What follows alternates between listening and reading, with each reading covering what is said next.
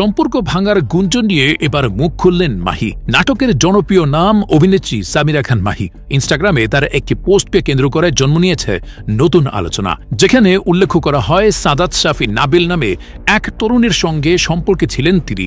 সেই সম্পর্ক নাকি ভেঙে গেছে। তারপরই শুরু হয় আলোচনা। এবার সেই স্ট্যাটাস নিয়ে মুখ খুললেন এই অভিনেত্রী। জানালেন তাদের প্রেমের সম্পর্ক আগের মতো ভালো যাচ্ছে না, তবে এখনও হয়নি আনুষ্ঠানিক বিচ্ছেদ। সম্পর্ক ভেঙে যাওয়ার বিষয়টি নিয়ে মাহি বলেন, আমাদের সম্পর্ক ভেঙে যায়নি। আমি ইনস্টাগ্রাম পোস্টে বলেছিলাম সম্পর্কের ক্র্যাকডাউন অর্থাৎ আপ ডাউন চলছে। সেটা ভেঙে গেছে কিংবা ব্রেকআপের কথা বলিনি। হয়তো সবাই আমাকে বেশি ভালোবাসে, না হয় বাসেই না, না হয় এমন হবে কেন।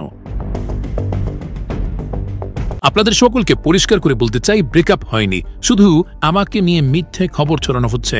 এটা একদমই হওয়া উচিত নয়। এর আগেও বেশ কয়েকবার সামিরা খান মাহি তার ব্যক্তিগত জীবন নিয়ে হন খবরের শিরোনাম। তন্ময় খান, নিউজ ডেস্ক, জনসংবাদ।